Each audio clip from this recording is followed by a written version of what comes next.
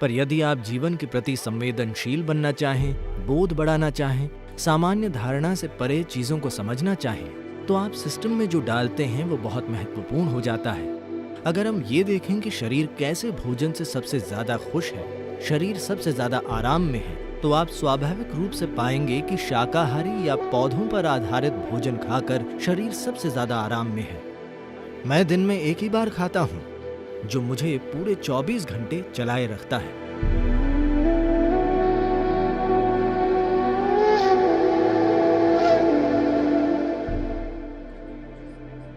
क्या आप मुझे समझा सकते हैं कि भारत में इतने सारे लोग शाकाहारी क्यों हैं? और दैनिक जीवन में भोजन और फलों का क्या महत्व है? अभी भारत की लगभग 38% आबादी शुद्ध शाकाहारी है, परंपरा की वजह से। ये ऐसा ही है। करीब 50 साल पहले लगभग 60% शाकाहारी थे, लेकिन पश्चिमी शिक्षा पाए डॉक्टर लोगों से कहते रहे हैं, अगर आप मांस नहीं खाएंगे तो आपको पोषण नहीं मिलेगा, आपको थोड़ा मांस खाना ही होगा। तो उस वजह से थोड़ा मांस खाया जाने लगा। पर फिर भी भारत में मांस खाना वैसा नहीं है जैसा ये पश्चिम में है। मांस केवल एक साइड डिश है। यहाँ तक कि मांसाहारी लोगों के लिए भी ये सिर्फ एक साइड डिश है। पर शाकाहार की वजह क्या है? देखिए, अगर आपका जिंदा रहना खतरे में है तो आपका पूरा जीवन उसे बचाने के बारे में होगा।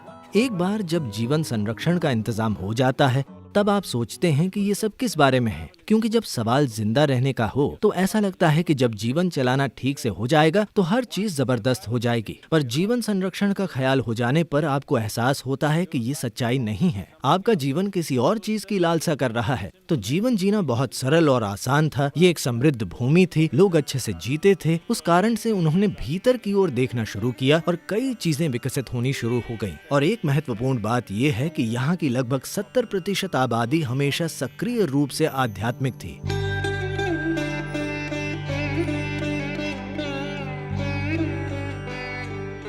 भीतर मुड़ना जीवन का एक महत्वपूर्ण हिस्सा था। इस वजह से जब वे भीतर की ओर मुड़े तो उन्हें एहसास हुआ कि वे जो खाते हैं उससे फर्क पड़ता है। यदि आप सिर्फ ताकतवर बनना चाहते हैं तो बहुत सारा मांस खाकर मांसपेशियां विकसित कर सकते हैं और एक दूसरे से लड़ सकते हैं। पर अगर आप ये देख रहे हैं कि जीवन के प्रति संवेदनशील कैसे बने, जिसे सामान्य बोध माना जाता है, उससे परे की चीजों का बोध कैसे करें, तब आप सिस्टम में जो खाना डालते हैं वो बहुत महत्वपूर्ण हो जाता है। तो वो कौन सा भोजन है जो सिस्टम से सबसे कम प्रतिरोध के साथ गुजरता है, यानी कम से कम संघर्ष के साथ गुजरता है? तो इसे समझने के लिए आइए इसे ऐसे देखते हैं। जैसे मिसाल के लिए, अगर आप कच्चा मांस खाते हैं तो मांसाहारी जानवरों की तुलना में मानव सिस्टम में, सारे मांसाहारी जानवरों में आहार नली की लंबाई उनके शरीर की लंबाई की लगभग बस 3 गुना होती है। सभी शाकाहारी जीवों की आहार नली की लंबाई शरीर की लंबाई से 5 से 6 गुना तक होती है। तो एक इंसान में ये 24 से 28 या 30 फीट के बीच हो सकती है, जो हमारे शरीर की लंबाई का लगभग 5 से 6 गुना है। इस किस्म की आहार नली में अगर आप मांस डालते हैं तो ये बहुत ही धीरे धीरे आगे बढ़ेगा। It will travel through this very, very slowly, approximately. कच्चे मांस को सिस्टम से गुजरने में करीब 70 से 72 घंटे लगेंगे। अगर आप पका हुआ मांस डालते हैं तो उसे सिस्टम से गुजरने में 50 से 52 घंटे लगेंगे। अगर आप पकी सब्जी वाला भोजन डालते हैं तो इसे सिस्टम से गुजरने में 24 से 30 घंटे के बीच लगेंगे। अगर आप सिस्टम में कच्ची सब्जियां डालते हैं तो उन्हें सिस्टम से गुजरने में 12 से 15 घंटे लगेंगे। अगर आप सिस्टम में फल डालते हैं तो उसे सिस्टम से गुजरने में 1.5 से 3 घंटे का समय लगेगा।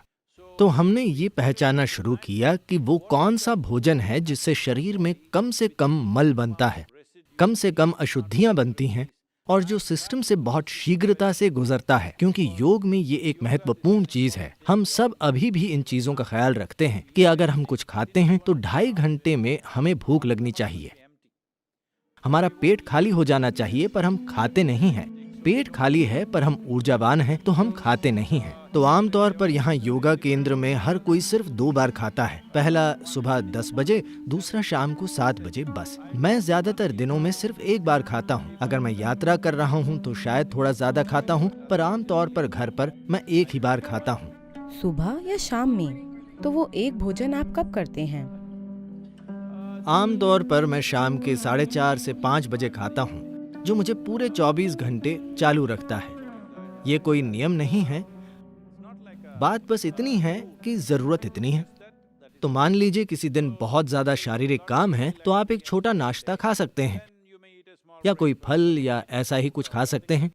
Food is not to be made into a philosophy or a kind of a… भोजन को फिलॉसफी या कोई धार्मिक प्रक्रिया नहीं बनाया जाना चाहिए। भोजन शरीर की जरूरत है। अगर हम इस पर गौर करें कि शरीर किस तरह के भोजन से सबसे ज्यादा खुश है, शरीर सबसे ज्यादा आराम में है, तो आप स्वाभाविक रूप से पाएंगे कि शाकाहारी या पौधों पर आधारित भोजन खाकर शरीर सबसे ज्यादा आराम से और सहज है। ये शरीर लचीला और आराम में है और इसे रोजाना कम काम करना पड़ता है। तो स्वाभाविक रूप से जिन्होंने अपने शरीर की प्रकृति पर गौर किया, वे सहज ही शाकाहारी बन गए। जब सवाल जिंदा रहने का था तो कुछ भी शिकार करना और उसे मारकर खाना एक स्वाभाविक प्रक्रिया थी।